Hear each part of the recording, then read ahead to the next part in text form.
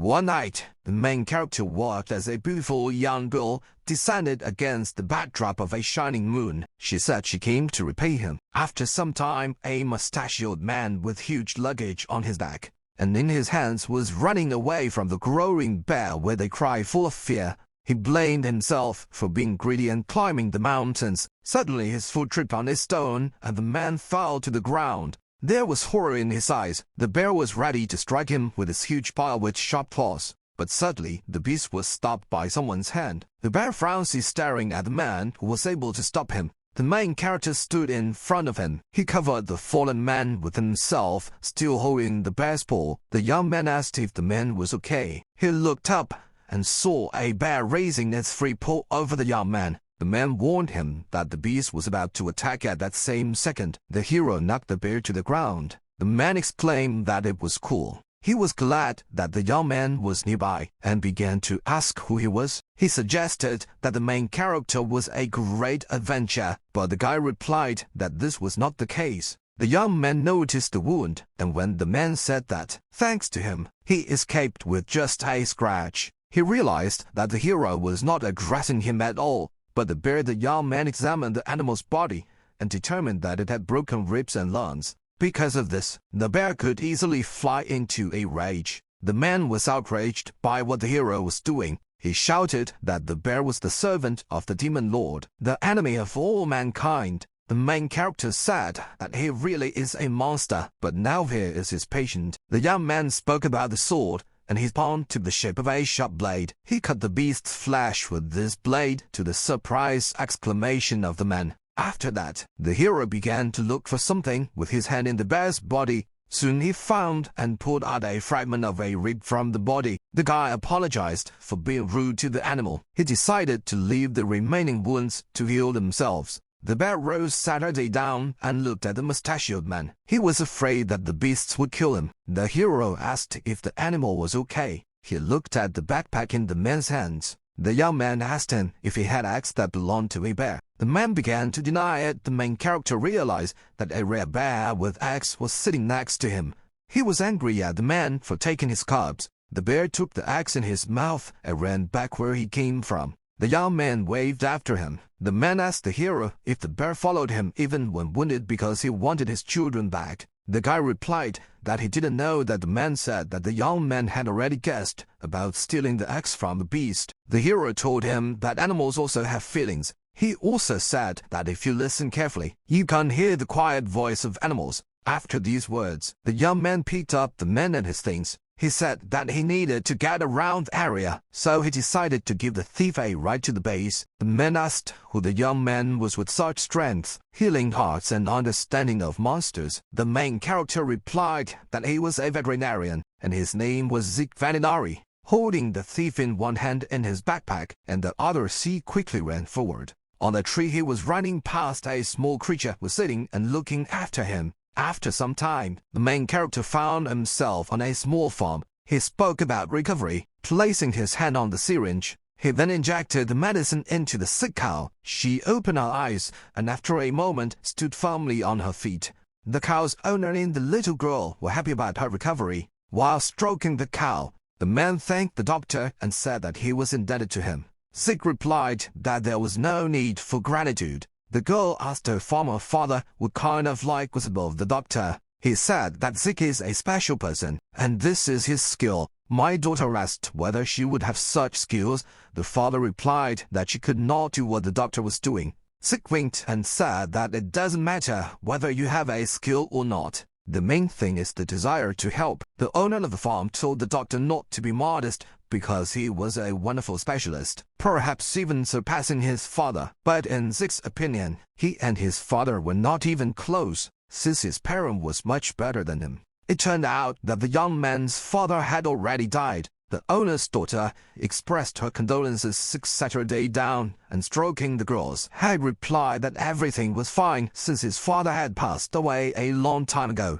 After saving the cow, the protagonist expressed his concern in something else. He noticed that the stable was poorly ventilated. In addition, a large load blocked the air supply, so he recommended cleaning the room more often. He also suggested moving the little body, which was hunched over and haggard, to another place. Zeke took a handful of animal feed in his hand and asked the farmer how it was distributed. It seemed to the young man that the owner had added too much concentrate. The man confirmed his guests. Zeke said the cows are slow, panting, and overweight. He knew that everyone had their own orders from above and realized that those above them wanted the animals to get fat. He was clear about the farmer's reluctance to expose his family to problems. The man admitted that the doctor was right. He received the order in the last month and did not have time to fulfill it. The young man noted that this wasn't in the spirit of his superiors. Suddenly, a sound came from the pocket of his robe.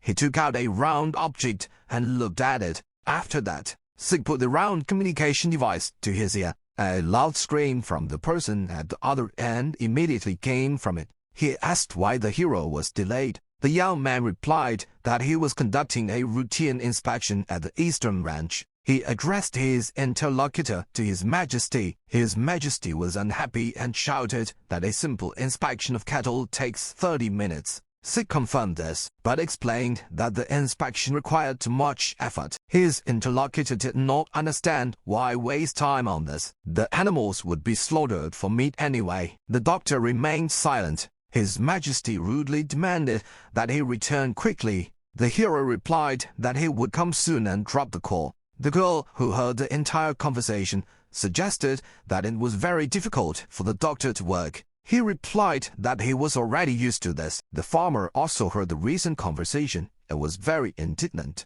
He saw how hard Zeke worked, but the rich people and aristocrats didn't seem to care. The doctor was not surprised at how carelessly they treated animals. The rancher reported that under the new king, livestock farming in the country had declined, and there was only one veterinarian left. He considers the country lucky to have a doctor like Zeke, but he would like to see him leave and take his talent. Elsewhere, the main character said that he couldn't just leave them. The man said that staying here was a waste of time and asked him to think about himself. Zeke replied with a smile that he was glad to hear that the young man decided that now that the minister was furious, he had better leave. He promised to return and asked to take care of the animals. The farmer and his daughter wished the doctor to take care of himself.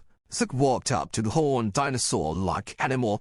He was wearing rings in the saddle. The hero asked about his readiness to go home, to which the beast growled and jumped up. The doctor asked what was wrong with him, to which he had a growl again. The young man realized that the beast had received his call and thanked him. After some time, the dinosaur ran with Zeke on its back across a plain surrounded by mountains. The veterinarian wondered aloud about how he had considered leaving the country for a better opportunity, but he realized that he could not leave people like the man and his daughter whom he visited today. He concluded that living in this country is not so bad. The beasts below him growled.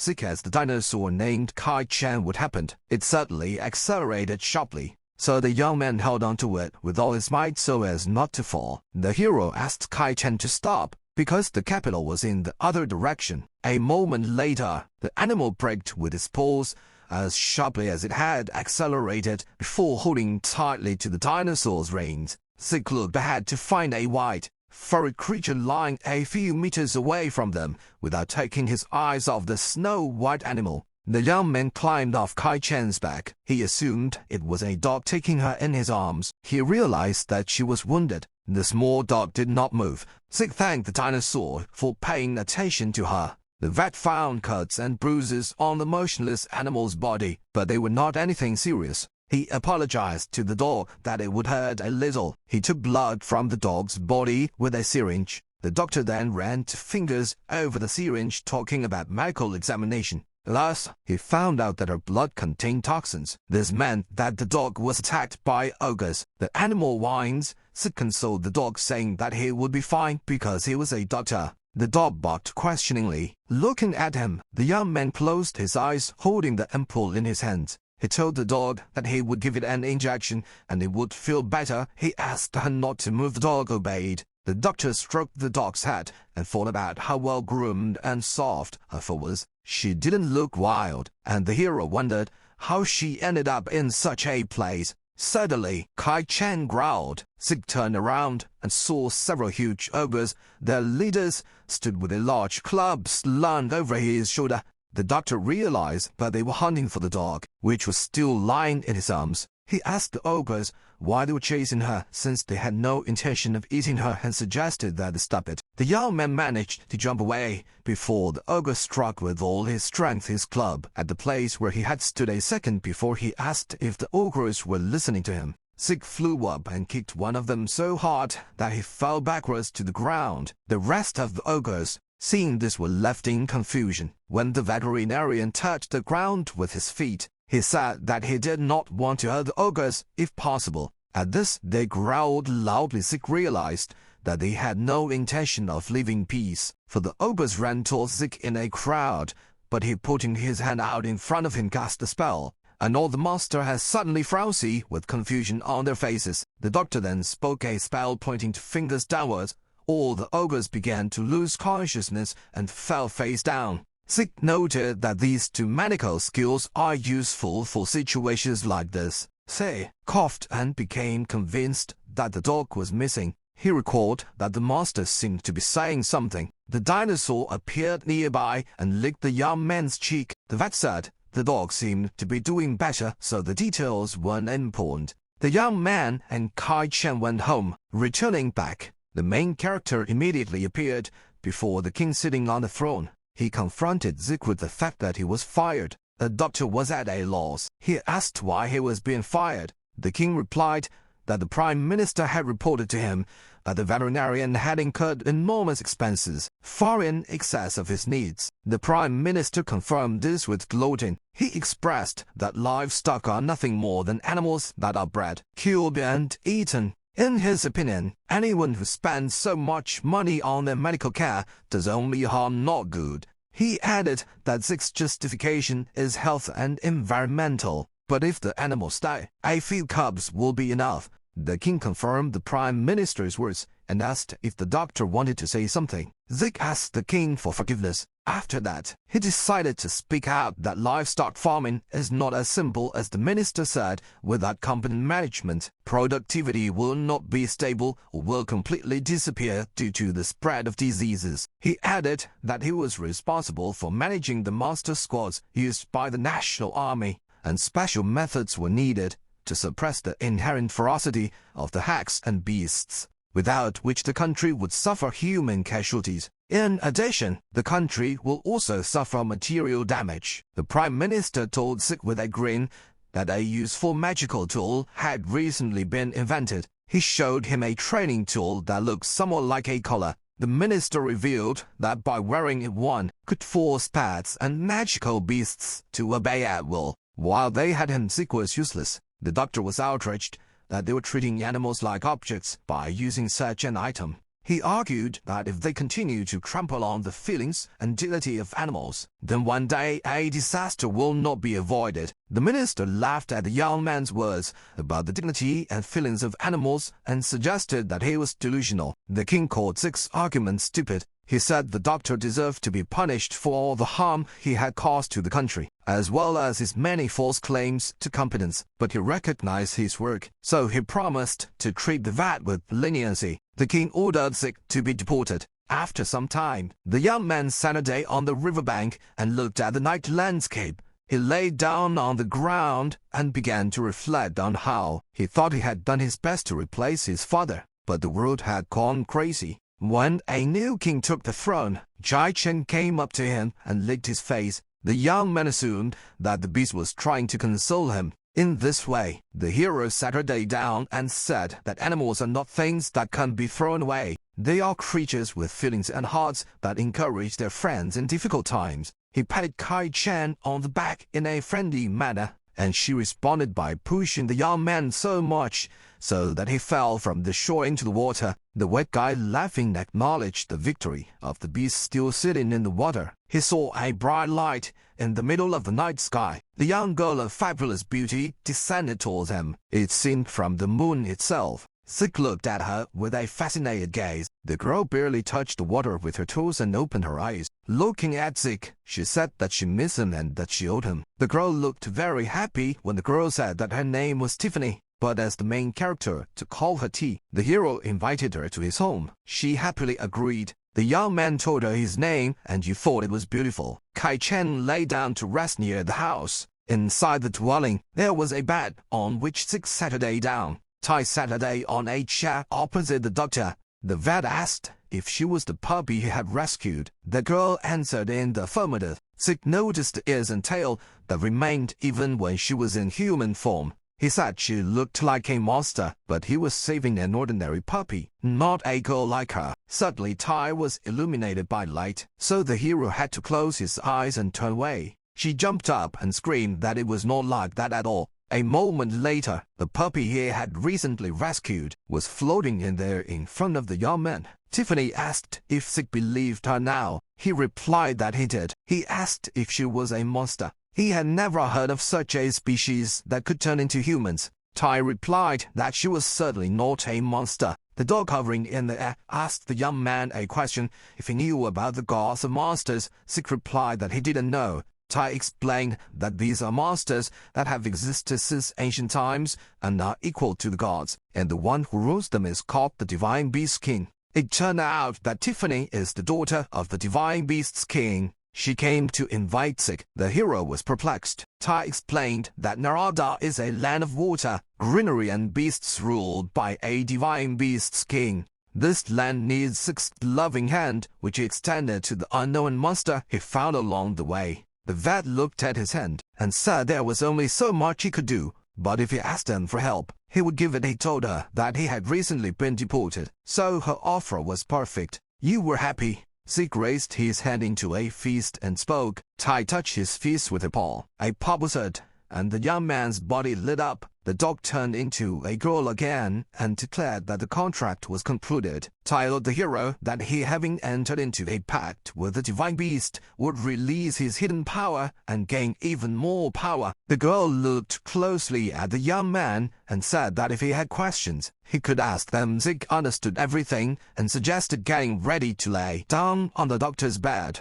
and covering herself with a blanket wished him good night. The young man was indignant that she lay on his bed. The girl asked if he wanted to sleep with her. Zeke looked at her in disbelief and went to bed with Kai-Chen, who was curled up sleeping on the hay outside. The next day, the veterinarian came to visit a ranch with cows where he had been some time ago. He met the farmer, his daughter and the cow he had saved. The doctor said he would miss them but couldn't stay in the country any longer. The farm owner called the people who deported Zeke stupid. He was sure that everything would be fine with the young man and asked him to take care of himself. The hero thanked him. Not far away, Kai-Chen and Tai were talking to each other. The former noticed that the young man had good companions, so there was no need to worry. Zeke apologized for the noise they made. When the hero expressed his readiness to move forward, he heard someone say that he was only friends with Zeke. He walked up to T and asked her what she said. The girl replied that it was nonsense. The doctor thought he heard another voice, but decided to ignore it, and the heroes set off on their journey. Zeke sat on Kai-Chan's back, holding the reins, and Tai sat behind him. They rushed forward along the road. The young man looked at the map and said that it would be quite a long journey, because even with Kai-Chan's legs, the journey would take about 5 days. He suggested making the trip fun. Kai-Chen suddenly growled. Zeke asked what happened to him, why he was in a bad mood. Here the protagonist's gaze turned to the figure sitting on the ground. He thought it was a wounded man, but Tai warned him that it was a harpy. The harpy had wings like arms and large claws growing on his paws. Tai said that it was a ferocious monster of rank A. She did not understand how the harpy got to this place. The girl said they should go around her, but Zeke disagreed. The young man stopped Kai-Chen and quickly got off. Tai didn't understand why he did this. He ran up to the wounded harpy and said that a lot of wounded monsters had appeared lately. The harpy was trembling in pain. He asked Zeke to be careful. He wanted to examine the harpy because she was in pain, but she took off sharply when he came closer. The harpy was pulled down and fell to the ground. Zeke picked her up, touched her forehead with his finger and cast the spell. After that she fell asleep. T was amazed at what she saw championing of the sleeping harpy. The veterinarian said that everything would be fine. T asked why he was treating her. He replied that it was because he was a doctor. Moreover, he added that the monsters only went crazy because of the demon lord's curse. It was not their fault. Tai began to shake the young man by the shoulders and say that this was the Zeke whom she had always admired, and if this was so, the hobby would be struck down on the spot. The doctor asked not to talk nonsense. He reminded her that monsters were cursed and could not be easily tamed. She noted that the veterinarian took care of them in the kingdom. Zeke said it was a long process. It took a long time to break the curse, but that moment, the young man felt something touch in his head. As it turned out, the harpy had already woken up and was now hugging the doctor from behind. She admitted that she loved Zeke. The hero did not expect such behavior from her and was a little surprised now. Zeke, Tai and the three of the harpy were sitting on the back of Kai Chen running along the road. Tai was encouraged that the veterinarian was able to easily deal with the high-ranking monster, but he didn't even remember having such strength. Tai didn't think that the young man's strength could develop so much thanks to the contract. This brought up Zeke's memories of the contract the previous evening. The hero looked at the harpy, who is constantly talking about her love for him, and asked Tai why this girl was also talking. Tai replied that his abilities had developed so much that he could understand the language of the harpies. Zeke was a little disappointed because it was all part of the deal, and not because of his talents, as Tia claimed. The hobbit continued to hug the doctor and talk about how much she loved him. He also told Zeke that she liked him and hugged him. Kai Chan's gaze was gloomy all this time. Suddenly, she jumped up sharply and called Zeke stupid, spitting up. She continued to call the doctor names. It turned out that Kai Chan had been in love with the young man all this time, and he didn't even notice her. Zeke was amazed that she could talk, but in the end, she was also a monster. That was not surprising. Kai Chen accused the young man of lying to her because he so easily hugged the girls. She asked if he really liked mammals that much. When Tai pressed herself closer to Zeke, and he asked her not to complicate the situation, the hero answered Kai Chen that she misunderstood everything because he had long believed that she was the best. Kai Chen suddenly braked and, laughing contentedly, licked Zeke's cheek. The harpy said again that she loved him. The young man never thought that the day would come when he would be able to talk to Kai Chen like that. After some time, Tai informed everyone that they had already arrived. Zeke asked her not to say anything stupid. He believed that they needed to travel for a few more days, but as it turned out, they were already near the entrance to narrow dogma at the Makuani gate. Tai noticed that with their fast legs, they made it in time. At this time, a harpy was flying nearby and humming something. When the company entered the city, the residents were glad to have Tai back. She greeted everyone cheerfully. Residents asked her how things were going in the outside world. Zeke had doubts before, but now he was convinced that Tai was a princess. The girl notified the residents that she had reaped an excellent harvest in the outside world. With her arms outstretched, she introduced them to the human doctor. The vet said his name was Zeke Farrell Inari, and he was glad to meet you. The residents looked at him with appraising glances. Then they started talking about how they had never seen humans before, that he was the same benefactor that the divine beast had told them about, and that there was a monster with him. Zeke thought he said something wrong, but he calmed him down. She said the residents were a little confused because they were not used to people. The main character read that once upon a time, the beast's people were persecuted by people and ended up in a deep forest, so he was not surprised that the reaction one of the gods asked Tiffany and company to come with him. All this time, the beast's people did not take their eyes off the arriving guests to apologize in advance for their reaction. Zeke said it was okay. It was a natural reaction to a stranger. Suddenly, someone called out to Mrs. T. She and Zeke turned around and saw a girl holding an apple in her hands. She invited me to try this delicious apple, so you wanted to take it. Zeke noted that it actually looked delicious. The girl said that she had a store with apples, and if he wanted to try them too, he could come in. The girl and he ran to the store, and Zeke asked them to wait for him. The heroes ran without looking around and were almost run over by a horse pulling a cart. The coachman could not slow down, but Kai Chen picked up the girl, and Zeke covered Tai with himself. The horse could not calm down, and the veterinarian had to jump up with Tai in his arms and put him to sleep using his magical abilities. After that, he sank to the ground. Zeke asked T if she was okay. Everything was fine with the girl. She thanked him for saving her. The doctor noticed that the girl Kai Chen saved was also fine. She asked if her mistress was hurt. T replied that she was fine. The guard ran up to the place where the collision almost happened and shouted at the coachman. Why was he trying to run over the divine beast? He ordered the coachman to be taken to the castle to suffer capital punishment along with his horse Zeke asked to wait. The guard saw the young man approach the horse and look at his hoof. The doctor realized that it was scratched and inflamed. He asked the coachman whether he trimmed the horse's hooves regularly. Zeke was indignant because walking on the cobblestones in this state was like stepping on shards of glass with your bare feet. The coachman apologized. The veterinarian created medicine for the horse using his abilities and handed it to the coachman.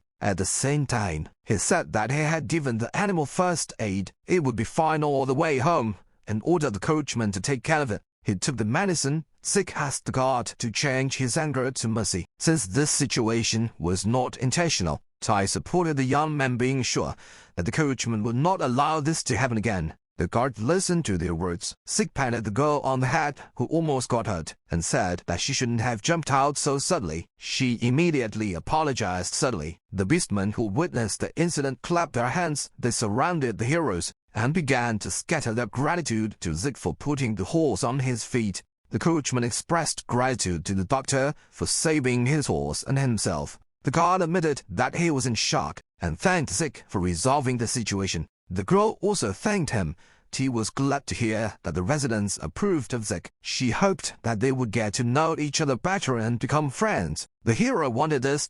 Kai Chen wasn't happy about this. She grabbed the young man by the scruff of the neck with her teeth and threw him up, saying that Zeke belonged only to her. Sometime later, the friends arrived at a large palace surrounded by trees. Zeke and Kai Chen couldn't take their eyes off him in amazement. Tai interrupted the admiration of the palace, urging them to quickly go inside. Upon entering the palace, the princess ordered the servants to treat Zeke politely since he was an important guest. The maids did not dare disobey the order. One of the servants invited the heroes into the hall and said that if they needed anything they could ask her. Zeke sat her down on the sofa in the center of the room. Kai Chen settled down on the floor nearby. The young man was excited that Tai really turned out to be a princess. Kai Chen shared his feelings. Zeke reflected on the events that had taken him by surprise. He believed that things were getting very serious with this situation, and if T approved of him, he wondered what the rest of her family would think. The young man believed that he was terrible at everything except medicine, but Kai Chen disagreed. She thought Zeke was experienced, caring, and cool. She said he would be welcome anywhere, and even though she didn't like Kai, she saw in him what Kai Chen saw. The doctor thanked Kai Chen for her kind words. He was glad that she thought so and was happy to talk to her. She smiled well. Zeke stroked her muzzle. The hero rushed at Kai Chen with hugs, asking whether such friendship is called interracial. He once again said how glad he was to have Kai Chen. Kai Chen's gaze saddened. Suddenly, screams asking for help were heard from somewhere. The heroes were wary. Zeke used his detection skill and saw two men 2 rooms away climbing through the window with a large package. He guessed what was happening. The young man abruptly moved towards what was happening, calling Kai Chen with him. Having opened the doors to the room, Zeke discovered that near the window, 2 people wearing masks on their faces were trying to steal a girl with long hair. Zeke asked if they were kidnappers by surprise, holding a long-haired girl in a bag and about to climb out of the window. Zeke asked who they were. The men asked a counter-question. The kidnappers used stealth, but Zeke saw them. The doctor said he discovered them by tracking them. The men were surprised by the ranger's strong skills. Zeke corrected them that it was a magical skill. One kidnapper whispered something into the other's ear. He realized that Zeke was the same guest with the monster. The hero suggested that the guys come up with something less extreme if they want to invite a girl on a date, because their method will only scare her away. One of the kidnappers attacked Zeke, but he managed to use the paralysis skill, touching the man's back. The second kidnapper was surprised by the young man's combat magic skills. Zeke wanted to say that this was not combat magic, but he changed his mind. The kidnapper, who had not yet felt the veterinarian's powers, tried to escape through the window. holding the girl with one hand. Zeke immediately ordered him to stand when the criminal grabbed the window frame with his free hand. Kai Chen pushed him out with his whole body. The doctor managed to catch the girl who was falling along with the kidnapper. The criminal hit the stone-paved ground hard when Zeke, holding the bound girl in his arms, landed softly. The hero asked the girl if she was hurt, but she could not answer because her mouth was gagged. At this time, Kai Chang crushed the criminal with a paw to the ground so that he let out a strangled wheeze. Zeke approached the kidnapper and wanted to look at his face without a mask. The man laughed and the bright light flashed on his hand. The young man picked up the girl and ordered Kai Chen to leave. At that moment, an explosion occurred at the place where the kidnapper was lying. The vet realized that this was transference magic, a high skill with a limited number of uses. He couldn't believe that such an ability could be used by a petty thief. He didn't understand what it all meant. The girl in his arms tried to say something, but could only hum. Zeke released her from the ropes that the young man and tied the scarf that covered her mouth. He apologized for not removing the rope immediately and asked if she was okay. She responded positively and thanked Zeke. The doctor asked and surprised how she knew his name. The girl turned out to be his employer. Zeke was extremely surprised by what he heard. The girl told him that she was the divine queen of beasts. She thanked the doctor for saving her life. After some time, Zeke came to the main hall of the royal palace. The queen sat her day on the throne and Tai stood next to her, the divine queen of beasts, and informed the youth that he had been accepted. After that, she told him her name. Her name was Sophia. Zeke also introduced himself to her and apologized for being rude to her last night. The queen said that Zeke shouldn't speak so formally. Tai agreed with this because they were friends. The queen asked Tiffany not to go to extremes. The Beast Queen cleared her throat and said that they had a lot to discuss, but she would still keep it short. This time, she wanted Zeke to serve her country as the court's chief physician. The doctor was ready to obey her orders, but then he realized what the queen had said. The court's chief doctor is the head of the medical department, and Zeke only recently arrived to them. At the entrance to the hall, the voice of a guard was heard persuading Master Zeroma to wait while Her Majesty held an audience. Despite the persuasion, a tall man and a fancy coat appeared in the hall and asked for forgiveness for interrupting the audience.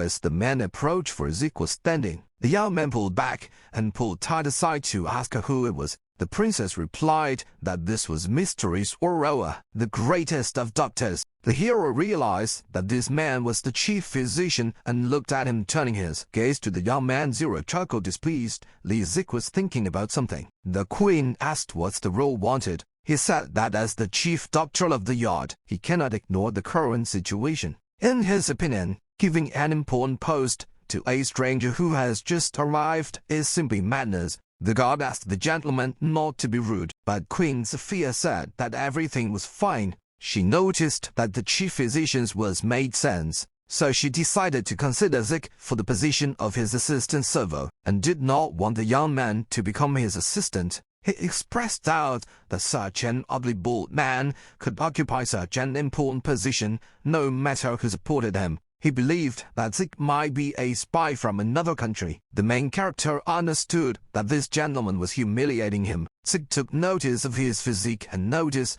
that something was wrong with the center of gravity in the man's physique. The young man asked her if he could look at his right hand. The head doctor did not understand why he had to show her. Zeke explained that his arm had a jerky movement, which meant he was injured. So Zeke wanted to examine his hand. Zero refused, because he, as the chief doctor of the court, could take care of such a cut himself. The main character said that he inflicted exactly the same cut on the bandit last evening with his scalpel. He took out a set of scalpels and showed them to everyone present. Mr. Zero was shocked. The royal guards did not understand which bandits they were talking about. The queen explained that she kept silent about what happened so as not to cause confusion. She talked about how there was a bandit in her bedroom last night. She was in danger, but Zeke saved her. The guards were horrified by what they heard. They asked if Master Enro was really the bandit. The chief doctor said that this was all nonsense. This could not happen. He justified himself by saying that the scar, similar to a bandit's wound, did not prove anything. That's why Zeke wanted to take some of Master Enro's blood to see if his blood matched the one left on the scalpel. While the young man was speaking, he used the checking skill. The guards asked if it was really possible to test the blood. Zorello was clearly scared. The queen asked him to follow the doctor's instructions. So I suddenly rushed towards the queen with a knife and shouted that he would not do this. Zeke managed to stop him with the help of his paralysis skill before he harmed the queen. So Rosa opened his mouth in an attempt to say something, but was immobilized. He fell to the floor, and the main character commented on what happened, saying that formalities are of no use when it comes to bad guys. Queen Sophia thanks Zeke for saving him again. She was delighted with what she saw. She hugged him and said that she was proud of Zeke because he came to the castle and immediately exposed the bad guys and beat them. The young man asked to unhook from him. The queen smiled as she looked at them. Zeke asked Her Majesty for forgiveness, but for her it was nothing. Ties to hurt the hero. Sometime later, Zeke found himself in the hospital ward, accompanied by a girl with bunny ears. He was surprised to see many of the country's court doctors there from the second floor. He saw how each doctor went about his business. The escort explained the doctors are responsible for medical care for the people as well as livestock. Zeke remembered that he used to work alone. The girl told the young man that he had been appointed to lead them and asked him to introduce himself. Zeke cleared his throat, stepped forward, and introduced himself as the new chief physician of the court, Zeke Veterinary. He said that perhaps some of the doctors did not like that he was an outsider, but he promised to do everything possible to join the team. He also promised to help if they had any problems and bad. The young man thought to himself that his greeting was pitiful, and he should have come up with something smarter. However, he remembered that yesterday he did not have time for this. A moment later, he heard the sound of applause. The hero raised his head and was amazed at the doctor's reaction. They clapped their hands, said that they were pleased to meet him and that they were waiting for someone like him. Zeke was pleasantly surprised by the hospitality of the doctors. The girl with the rabbit ears said that they had already heard about the doctor's exploits, how he saved the princess and the divine queen of beasts. Everyone knew about what happened in the city. The girl noted that Zeke's predecessor was the same. The young man realized that Servo was not always evil. The girl asked Zeke not to worry about anything and promised that the doctors would do everything possible to support him. Before the hero could begin to get comfortable in this place, suddenly, someone ran into the hall and shouted that something was wrong. Zeke asked what happened, and the man running and told him in those present to see it with their own eyes in the sky. A whole flock of demonic monsters was flying straight towards them. Zeke and the others went outside to see them. Everyone was amazed because they had never seen so many dragons in one place. Zeke realized that things weren't quite what the others thought. Clusters that looked like dragons flew up to Zeke and the Beastmen. Standing nearby, one of the dragons called the young man brother, and he asked why the monsters flew to this place. They seemed to know each other well. One of the monsters replied that they heard that Zeke had left, so they were looking for him. The second monster said he didn't want to work without him. The doctor was surprised that they also knew how to talk. He is still not fully accustomed to his developed ability. The girl wanted to ask Zeke about these dragons, but he, anticipating her question, said that he looked after them in his homeland. He wanted to take them under his wing if no one objected. The veterinarian said that they were excellent flying dragons for riding, and he was sure that they would be useful in air travel. The girl, inspired, agreed to accept the dragons. Meanwhile, in Zeke's former country, the king was trying on his new crown. He admired his reflection in the mirror and asked the prime minister what he thought of his crown. The minister wanted the greatness of the king to be known in all corners of the earth. A king noted that the decision to create such a magnificent crown was much more profitable than spending money on animals. He was sure that when peace people saw her, they would be delighted. Then he noticed that it was already late and they had to go. He asked the guard if the flying dragon was ready. The guard hesitated. After the guard described the entire situation, the king was furious that there were not a single flying dragon left. The minister and the king came to the dragon pen to see for themselves. The guard said that the dragons disappeared in the morning, and the guards were looking for them everywhere. The king called them stupid and said that he could not go to the meeting without the dragon. He turned around and told the guard that they had no choice but to take the horses and carriage. When the king turned back, he was suddenly hit in the face with a hoof. The king fell to the ground and the minister tried to understand whether he was seriously injured. The guard asked the king for forgiveness, trying to pacify the raging horse, and said that other horses were just as disobedient. The horse thought that as soon as Zeke left, they weren't fed or clean at all, and he couldn't work like that. The guard said that in this condition, it was impossible not only to harness the horses, but also to saddle them. The king asked what they should do. The prime minister said that in this case, they had no choice but to simply take a horse-drawn carriage. The king was unhappy at the prospect of running alongside as a servant. The minister asked him not to worry and said that they would think of something. In the end, the king said that he didn't care about everything. They had to go. The prime minister again tried to calm him down. There was a harpy floating somewhere in the sky. At this time, the king, out of breath after a hard journey, opened the doors of the estate and apologized for being late. The people sitting at the table greeted King Rogoth Gad and Aig. They reproached him for being late.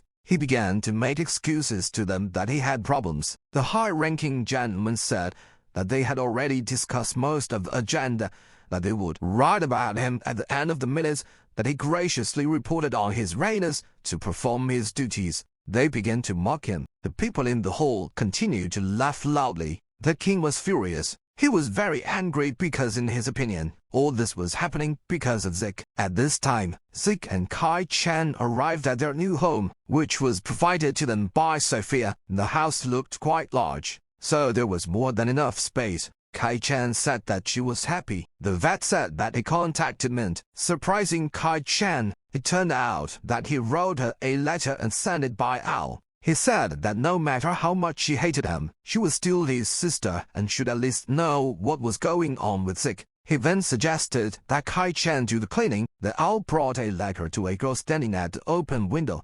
She had a feeling they were in for trouble. A long-haired girl in elegant clothes looked after the retreating owl and said to her brother to wait a little and soon she would come to him. The footsteps on the new crown with all its strength, so much so that it bent and precious stones scattered from it in all directions. King Rock-Ale was furious at being humiliated in front of important people. He blamed Zeke for losing face and scolded him while continuing to keep the crown. The minister, observing what was happening, asked him to calm down. His Majesty turned around irritably and pointed his finger at him. He blamed Prime Minister Haman for not making a good offer. As Haman was about to answer him, a guard approached them and apologized for interrupting. The king asked what happened. The guard said that Miss Min was waiting to meet him. The king asked who meant was. The minister said that he had already told him about her. This is the genius whom they hired as a court magician, veterinarian. I'll remember this girl. Haman said that she was only 15 years old,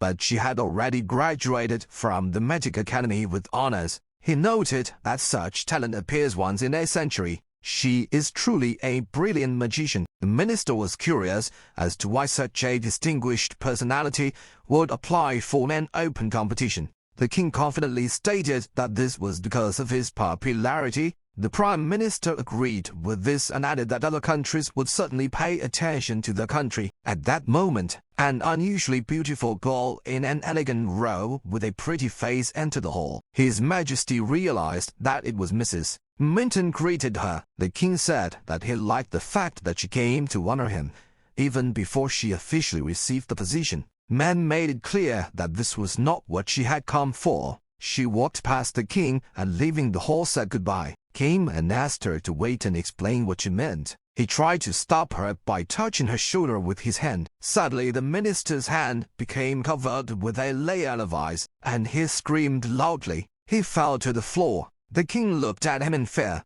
The girl said that Haman should not dare touch her. The only one who was allowed to do this was her brother Ida. King asked her in surprise about her brother. She explained that her brother was a veterinarian whom they had banished from the country, and he was the one who took care of the animals. It only now dawned on Rock that Ment was Zeke's sister. The girl said that she just wanted to work in the same place as her brother, and if he was not in this country, she had nothing to do here. As Ment left, she wished the king good luck. His Majesty asked her to wait because, for the sake of the prestige of the country, they needed her help. The girl said that she did not understand, what he was talking about and disappeared into thin air, leaving behind only a flash of light. The minister was still lying on the floor with his hand frowning. The angry king fell to his knees. He again began to scold Zeke and his family at the top of his voice. Meanwhile, Min, sitting on a broom, was already flying towards her dear brother. She really wanted to see him. Suddenly, the girl's broom bumped into something in the air. Stretching out her hand to the invisible barrier, Min assumed that it was a barrier. At this time, two guards who were below the city gate saw girls soaring in the sky. They didn't understand if it was a person. Suddenly, the girl jumped down from the broom and asked the guards to let her through. They were perplexed by her request. A threatening awe appeared around Min, and she again demanded to be let through, as she wanted to see her brother. The guards were amazed to see her magic man cast a spell and raised her hand, on which a bright light appeared before the girl could use her magic. Someone's hand stopped her, and the voice of this person told her to stop. Min didn't expect this at all. She turned around and saw that Zeke had stopped her. The girl was very happy to see her brother. Min said she missed him very much.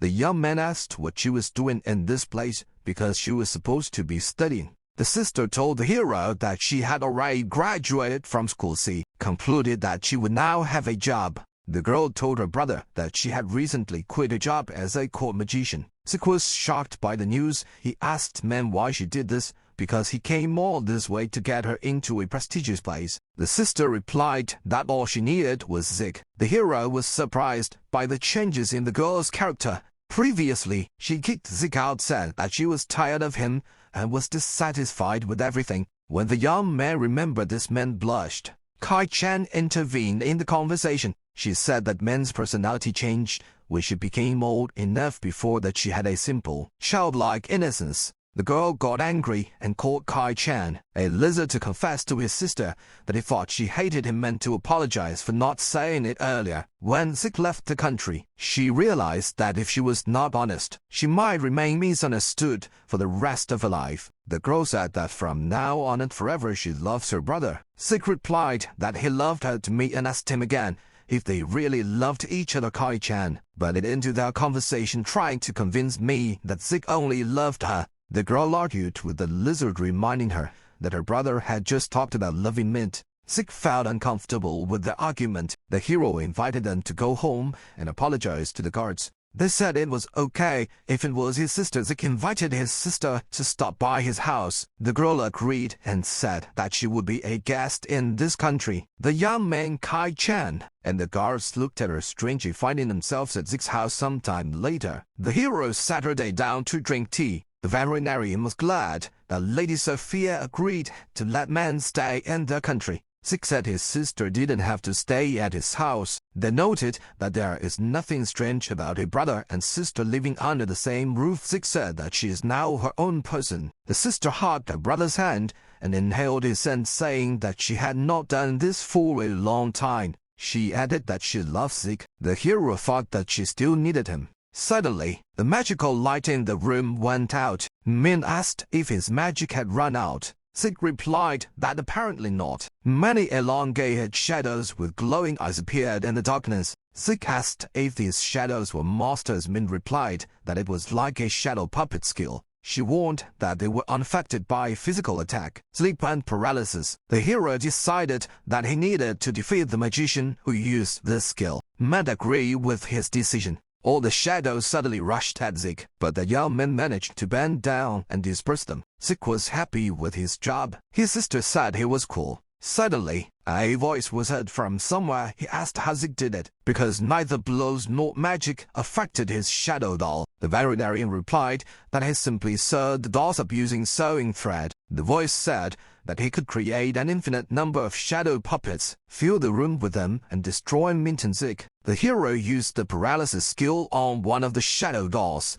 The man sitting inside the doll asked how the young man knew about telepathic speech, because it was perfectly disguised. Zeke said that if he was going to hide in the doll, he had to hide the heartbeat. The man called the young man stupid. Sometime later, the magician was sitting by a tree with his hands tied. He had almost no clothes on. Zeke asked who it was. Man was sure that he would confess himself. The girl walked closer to the man and used brainwashing magic. She said that now he has become her humble servant and will answer any questions without any lies. Zeke thought it was creepy mentored the man to answer why he attacked her brother. He said the king and prime minister ordered him to kill Zeke. The young man was amazed at what was said. He asked if it were the king and the minister who drove him out of the country. The men said it was them. Zeke reasoned that expulsion was one thing, but murder could not be justified. He asked him if he had done something wrong. The gloomy sister said that this was unforgivable and disappeared with a flash.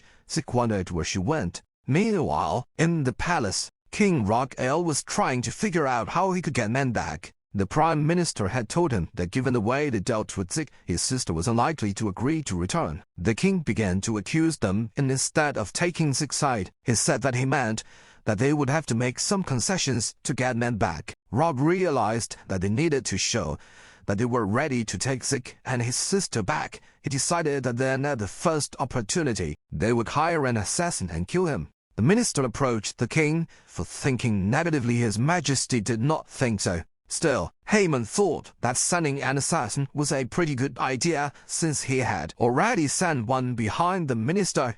A woman's silhouette appeared in the air. She was floating in the middle of the room. The two presidents did not expect her appearance. The minister tried to get out of it and lie that the killer was already in the palace. When they kicked Zeke out, the king confirmed his words. Man didn't believe them. She reported that the one they sent, despite all efforts, failed. The king began to lament, justifying himself by saying that he had made a mistake, and the minister promised that this would not happen again. The girl chuckled. She said that the two were irredeemable and that they would pay for what they did to her brother. The king and the minister asked her to wait and ask what she needed. They were ready to give her land, money, and everything she asked for. Mame raised her hands above her head and used her absolute zero magic ability. At this moment, her hand emitted a bright light. Then she cast a spell, and a huge block of ice fell on the palace. Rock-Ale and Haman sank to the floor and could not recover from fear. Men said she wouldn't take their lives for her brother's sake, but if they came for Zeke again, they would be finished. Immediately after this, the girl disappeared. The minister asked the king how he liked the new decoration of the palace. The king shouted that he was tired of everything. Sometime later, Zeke was taking a bath that his homemade. Having arrived back, could not find him in cold until he responded. The young man called her to him. The girl asked what kind of place this was. Zeke replied that it was an open-air bathhouse that he built as a hobby. There was a lot of steam above the surface of the water. Zeke admitted that even though his schedule isn't as busy as before, he still gets tired. The girl sat her down next to her brother, then took some water into her palm and said it was divine. Zeke asked what divine energy was. Suddenly, T jumped out of nowhere and announced that she was also going to take a bath. She fell into the water with a splash. The girl's body was not covered with anything. She apologized for the trouble. T said she enjoyed spending time with Zeke. Min looked at her darkly. A little later, Sister Aya changed clothes and also decided to take a bath. She greeted Tiffany and said that she heard how she helped her brother. Mint looked at T coldly. Tiffany said that she had heard about Mint and that she was glad to meet her Zeke's sister. The young man called the tense atmosphere that arose between the girls. At this time, Sophia and Kai Chen approached the bathhouse. The queen admired the wonderful resort, and Kai Chen noticed that her beloved Zeke was relaxing in the bath. The hero asked everyone to slow down. Kai Chen thought Zeke was terrible because he loves breasts. Sophia wanted to keep him company. Then the dragons came, expressing a desire to wash the young man's back. The girl with rabbit ears asked about his plans for the next week and the harpy that Zeke saved some time ago. Now, as a crowd of people, Beastmen and masters sat in the bath, the doctor asked what it all meant. He said it was great when Beastmen, humans, and masters all enjoyed a bath together.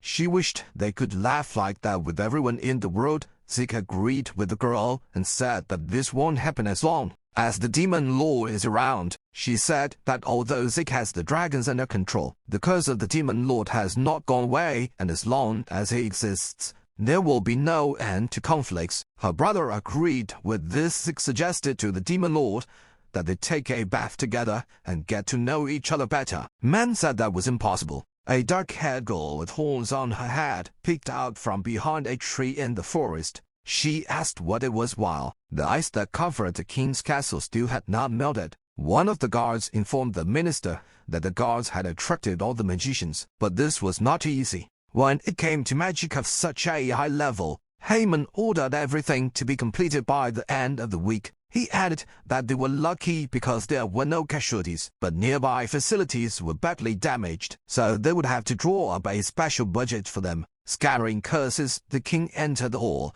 The minister said that His Majesty came just in time. Haman told him that he had an estimate for repairs to the castle and its surroundings. The king ordered him to be silent because he was busy. Rockdale said that he had to beat Zeke well, otherwise he would be sick. He promised to kill him. The minister asked the king to pay attention to the problems with the castle. His Majesty said that it was Haman's job. Let him do something himself. The king asked not to talk to him until tomorrow and prepare 10 ideas to end. Zeke Haman tried to somehow object, but the guards called out to him. They said that the owl was too cold to fly and they had lost contact with all the stations. The guard's salamanders had gone into hibernation, and the gatekeeper monster was throwing a tantrum because of the cold. In addition, they reported that the hill in front of the main gate was slippery to climb. A water pipe had burst, and many other problems had occurred. The minister angrily asked how it came to this. At this time, Zeke finished examining the girl lying in bed with a cold.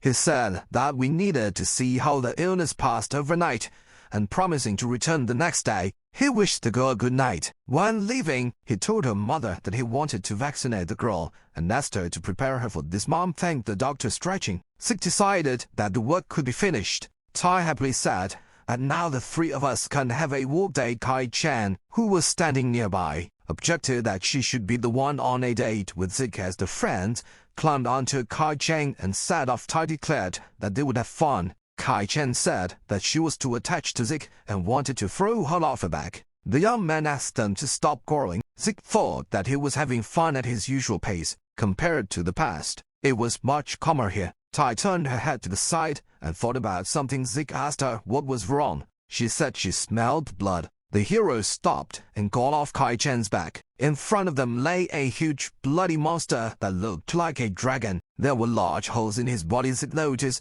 that he was in a lot of trouble. Tai asked if the monster was dead. The doctor replied that he was still alive. He heard a voice in his head, the monster asking if Zeke was a human or an elf friend. The young man told him his name and said that he did not know any elves. The monster was surprised that Zeke could hear his voice. The vet said it sounded weird. Kai-chan asked T what was going on with Zeke. She replied that he was talking to the dragon. The monster said that he was very surprised because for the first time since birth, he saw a person who could talk to creatures like him. Zeke said that they would talk about it later, but for now the doctor would deal with the dragon's wounds. The monster asked if a person could heal a dragon. Zeke answered in the affirmative. He said that even dragons require first aid in such a situation. The dragon said that he would need time to regenerate and asked the doctor why he wanted to help him. Zeke explained that he was a doctor and the dragon was injured. He didn't need any more reasons. The monster thought. In the end, he agreed to the doctor's help. Zeke was happy about this and decided to start treatment. He told Kai-chan that there must be a stream nearby, but he was interrupted by someone screaming. A long-haired elf in hunting gear asked what Zeke forgot in this place. He said that this diamond dragon was the prey of Master Alcus. Zeke, ignoring the elf, asked Tai to collect as many leaves from the trees as possible. Alcus was unhappy that the young man was ignoring him. The doctor told him that if he was just resting here, he should leave and not interface with Zeke's treatment of the dragon. The elf said and raised that the dragon slayer Alcus should not be treated this way. He took out a bow and arrow and aimed it at Zeke, saying that he deserved to die. The dragon asked the young man to run away because his arrows pierce even diamond scales. Alcus shot an arrow with Zeke, but he caught it with one hand. The elf did not understand how this could happen. The doctor threw the arrow on the ground as it was hot and almost burned him. Alcus opened his mouth in surprise. Elf shouted that this couldn't happen and asked who Zeke was. The young man replied that he was a veterinarian and was going to treat the dragon. Alcus told Zeke not to lie to him. He raised his bow and shot many arrows, saying that the young man would not see anything through them. The dragon told the heroes to run away because they are all in danger. Tying Kai-chan looked in amazement at the hail of arrows. Zeke said that Elkas was annoying, and in one foul swoop, he deflected the arrows to the side. The doctor asked if the elf was ready to calm down and finally become quiet. Elkas was angry and said that he remembered Zeke's face and his name. After these words, the elf disappeared. Zeke noted that it was transference magic again, which was not such a simple spell. He was surprised that anyone had access to it. The dragon said with confidence that Elkas was no match for Zeke. The doctor said that when it comes to some troublemakers, he has no remorse in dealing with them quickly. The young man asked the dragon to lie still while he treated him. After a little while, Tai approached Zeke and asked him how the treatment was going. The doctor said that he was just looking at what could be done. He thought to himself that this was hard because he felt that once the superficial wounds were treated, the dragon's healing abilities would take care of the rest. He also reflected that even if he used his skills, healing would be extremely slow. Examining the huge wound in the dragon's body, the young man suggested that Elkas had mixed some kind of witchcraft into his arrows. The dragon told Zeke that he knew many dragon slayers, but he had never seen anyone try to heal a dragon. The doctor asked him to be quiet and leave the work to the doctors. The monster said that Zeke is trying to heal him with human powers, but this is clearly not enough. He also asked if there was something else he could do, and if the vet was checking it out. Zeke replied that he is always honest with his patients and apologized for the fact that his strength may not be enough. The dragon said that the doctor would need sacred energy. It should be enough to enhance the magic. The young man said that this was the first time he had heard about sacred energy. The dragon explained that this was powerful magic. He asked if he could use his healing magic. The doctor replied that healing magic is easier said than done. Kai-chan asked him if he didn't already have such magic. The young man replied that his skill was helping patients heal themselves. He explained that healing magic is completely different.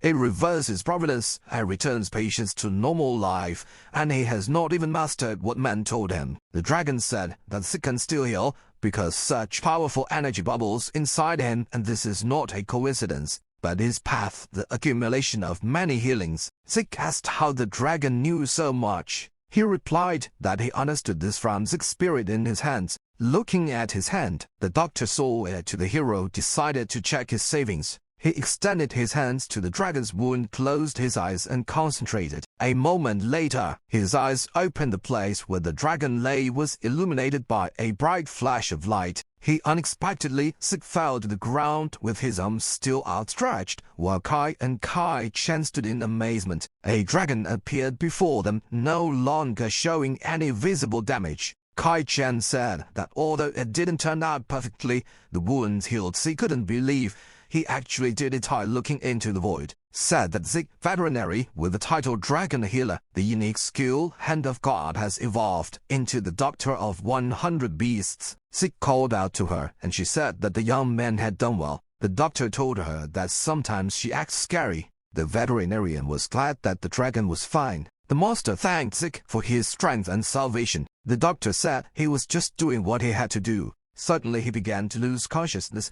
Kai-chan and Tai started calling his name and fear, not understanding what had happened to him. After some time, the sun was shining brightly in the sky. Zeke opened his eyes and sat up on the bed. He realized that he had recently fainted. The young man did not remember what happened after that. The last thing he remembered was how the crazy elf escaped and he was healing the diamond dragon. Zeke rubbed his eyes with one hand and felt something soft on the bed with the other. A girl with horns on her head was sleeping in the bed next to him. She was lying without clothes, and Zeke's hand was touching her breasts. The young man had some questions. The girl woke up and wished Zeke good morning. She was glad he was okay because she and the others had been worried when he suddenly lost consciousness. The girl licked the boy's cheek while he tried to find out who she was. Man came into the bedroom and asked her brother how he was feeling. When she saw the girl and Zeke's bed, she got angry and said that this country is dangerous not only because of Tiffany. She wanted to cover everything with ice. Zeke told her that she had it all wrong.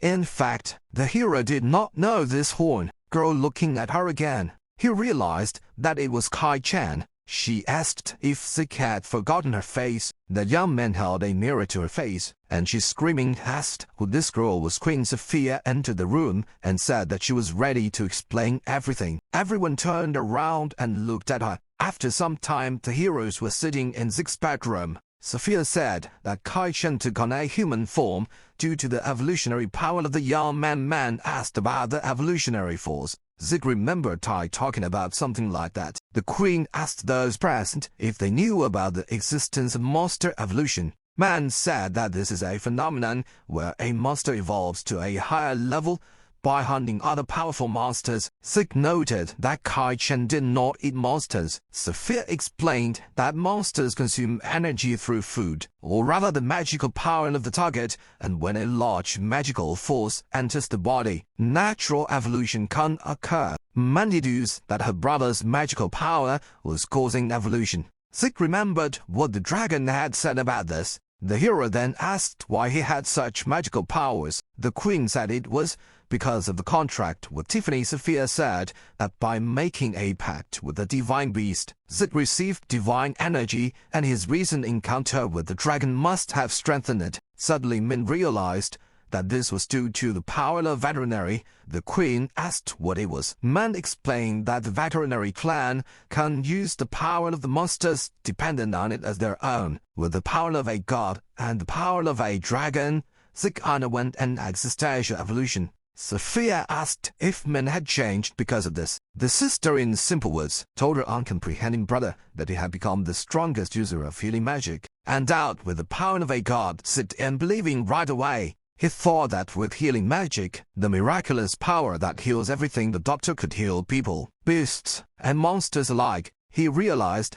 that he received this power as a result of his path, clenching his hand into a fist. Zeke confidently said that this was the inevitable result of his meetings with everyone, and he would use the force at his discretion. Everyone didn't mind. Tai Chen looked happy. Zeke asked what was the matter. She jumping joyfully replied that the doctor has power made her like this, which means her body is ideal. Physique Myth looked at her annoyed. She said that even though Kai Chen took on a human form, she still had the brains of a lizard, and that her brother was not suited for a body as vulgar as hers, but for a body as modest as hers. Kai Chen was angry that man judged the bodies he gave her. Hai Chen suggested finding out which of them is right in battle. Man noted that she had gained courage. Zeke asked the girls to calm down. The young man asked what kind of games they played, and the queen thought it was fun. Zeke asked her why it was acting strange. Sophia replied that she was an oracle. The queen said that divine beasts have a spiritual connection with the heavens, and Tai's connection is especially strong. She assumed that gods will have passed through her. Zeke realized that everything Tiffany said about the gods was not a metaphor. Sophia confirmed this and said that God was in heaven. The vet admitted he wasn't sure he understood everything after so much information. He asked if it was possible to live as before. The queen said that he must find his way. She added that she would be happy to be with him. Zeke was confused. The queen thanked him for his respect, but said that at the moment she was not the queen, but simply Sophia. She asked to be allowed to watch Zeke on his adventures, hugging the young man's hand. Sophia asked if she would interface, so he couldn't find the right words at this time to enter the room and wish Zeke good morning. She was glad that he was already awake. The girl saw that her mother was also in the room and asked if she was worried about the boy. She answered positively. Meanwhile, in a place where the towers rose against the background of the forest, Alcus was shouting. He cursed Zeke and ordered troops to be gathered as he wanted to attack the land where the veterinarian was located as soon as possible. Alcus' subordinate told him that even he thought the Beastmen were not to blame. Alcus became angry at the words of the subordinate elf. The half-naked Alcus, overcome by madness, set his subordinate on fire and shouted that no one dare insult him, and expressed his readiness to destroy Zeke's supporters completely. At some time, a crowd of elves led by Alcus stood in front of the entrance to Narada. The leader shouted for the inhabitants of Nicaragua to come out and declared that he would destroy the country. The guards standing at the gate asked the elves what they were doing here. He asked if they had come to see the sights of the village. Alcus laughed and cut off the guard's head. He called the people of the country losers and said that he would destroy Nicaragua in 2 days. The elf continued to laugh like crazy. He turned to his subordinates, but at that moment, the guards stood up and asked what Alcus had done. The elf looked at him in bewilderment and asked how it was possible, how his neck healed. Before the guard could answer, one of the elves jumped into the air with a weapon in his hands, about to strike him again. The guard covered his head with his hands and closed his eyes. Suddenly, his body began to emit a bright light. This lighted the elf and tore him into pieces. Belkis was shocked by what he saw. One of his subordinates told him that the light had surrounded the village, so they could not go any further looking up. Alcus saw that it was true and cursed Zeke again. Alcus noted that the village had been fortified with magic in anticipation of his arrival and called it a smart move. The guard said that Zeke was on a routine inspection of this place yesterday. It turned out that whoever Zeke killed would be blessed with light for a while. Alcus, his subordinates told him that they could not break through such a shield. They had to retreat. Alcus stated that the Dragon Slayer hero does not give up easily. He summoned a huge, terrifying winged demon with horns. Baphomet Alcus was sure that this way they would cut their way through. He wanted to use an SS rank demonic beasts to destroy the barrier and everything in his path. But suddenly he turned around and a moment later flew into the air. Alcus said that automatic revival and interception magics are very powerful magics, and he will have to go back and come up with a plan. Suddenly, Alcus hit a magical barrier and fell to the ground. He looked up and saw in front of him a large diamond dragon, which he had recently seriously injured. The dragon greeted an old acquaintance. Alcus asked if the dragon wanted to fight. He replied that the elf correctly understood his intentions. After becoming acquainted with Zeke's power, the dragon was glad that they didn't destroy Alcus. Last time, the elf assumed that the dragon seemed to have received a favor from Zeke and offered him a rematch. Alcus reached for his magic bow, saying that he would defeat the dragon, but suddenly his hands were not there. The elf screamed in horror when he saw the hands lying on the ground. The dragon said that he would no longer be able to hold the bow and asked how he would pierce the scales. The wounded elf did not know whether to cry or laugh and said that he could use healing magic. He noted that such injuries meant nothing to him. He strained with all his might trying to heal himself, but the magic didn't work. The dragon told him that miracles of healing were performed through divine power. The dragon said that it was natural that the elf lost his blessing because he attacked Zeke, the messenger of God. Alcus didn't understand what the dragon was talking about, but suddenly he saw giant black dragons that were several times larger than the diamond dragon. The diamond dragon explained to the elf that he had stepped on the god's tail. With tears in his eyes and a frightened face, Alcus begged for forgiveness. A moment later, his muffled scream was heard. Sometime later, Zeke read a news story in the newspaper about how a group of elves on a sightseeing tour suffered losses due to a mysterious phenomenon. He said that he would have to ask them to increase patrols. She walked up to him and noticed that he was working again. She asked if he thought he needed to rest. Zeke said he wasn't working, just reading the reports. Tai noticed that this is also work. She took the newspaper from her and ordered her to rest. That has complained he was forced to forfeit a week's pay after his secretary criticized him for exercising. He said he was very bored from day one. Kai Chen, who was passing by, heard this. She said she never thought she would hear such words from Zeke's mouth. Kai Chen was glad that he had someone to guide him. The young man said that he would like to have such a wife. Kai Chen began to read diligently about how to control a man. A little later, told Zeke that they had recently found a cave on the border. She invited everyone to go there and explore it together. A dungeon is a large labyrinth in the underground world. It is the source of the magical element in the atmosphere and is also the source of magical power. When it is deep underground, it forms a core and thus a dungeon is created. The dungeon can be compared to a living creature that has no ego, but has an own desire to devour people. It creates monsters, traps and evil magic. If they are not controlled, they will not remain in the dungeon but will invade. The outside world knows why the dungeons exist, but adventurers from all over the world descend deep underground to eliminate the threat. In the dungeon, The girl fought with a large one-eyed monster. A sword passed through his shoulder to his stomach, and the monster fell to the ground. The rest of the monsters were already dead. The team the girl came with could relax a little. The girl asked her companions to report on the situation. They said everything was fine, but the man covering the short girl was hurt. He said that this is his job because he's a tank. The girl said that he should not have exposed himself like that. The young man approached the female leader who had recently killed the monster and apologized for his mistake in disarming the trap.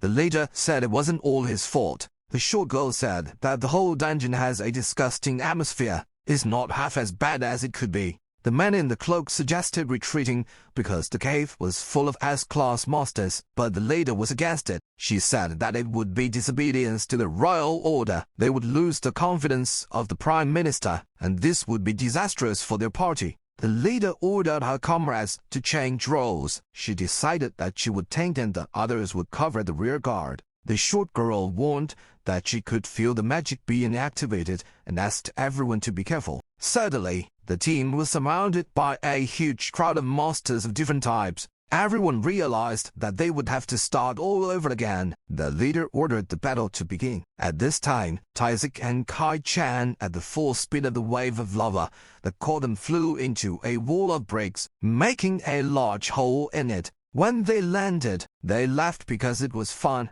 Zeke said the situation seemed dire and he was even a little nervous. He noted that the place was fun and had a lot of rides. She assumed it was an amusement park. Kai-chan, seeing someone's skull on the ground, asked if the guys were sure that the cave was safe. Tai said that here you could fall into the lava, get it, and everything would be fine. Zeke wondered how it all worked. Tai pointed forward and happily said that there were monsters there in front of the friends. Stood a huge monster that looked like a bull. He said it was almost like the real thing. Zeke said it was stupid to be afraid of such things. Suddenly, the bull spoke. He hit the place where Tai was standing with a huge hammer. Kai-chan was very scared, but Zeke reassured her that it was just an attraction. The bull raised the hammer, and in the indentation from the blow lay a laughing Tai. She said the bull scared her. Kai stood up and noticed that the monster was injured. Zeke asked if it was special makeup. The doctor touched the monster's wound and told him that he was a doctor and could fix such things instantly. Zeke asked the bull to let him look at his wounds. The veterinarian, still holding his hand on the monster's wound, cast a healing skill. The bull was in shock. Zeke told him that after examining him, he cast a healing spell on the monster, his entire body, so that it would be healed of all other ailments. He noted that it was cool. Suddenly, the monster thanked Zeke for waking him up. He asked the guys for help, because there were many of his comrades who had fallen into the trap of the curse. Meanwhile, the team led by the leader fought the monsters. The short girl and the leader were covered by a man who had previously been a tank and came under attack. The girl asked the man who had fallen to the ground what he was doing. He said that like a tank, he would not allow her to be wounded. The short girl told the leader that he was fine, but was already breathing heavily and bleeding. The leader said that on the other side, there was a pointer to the dungeon core. The small girl thought that they should go that way. The leader asked how much magic the team had left to attack.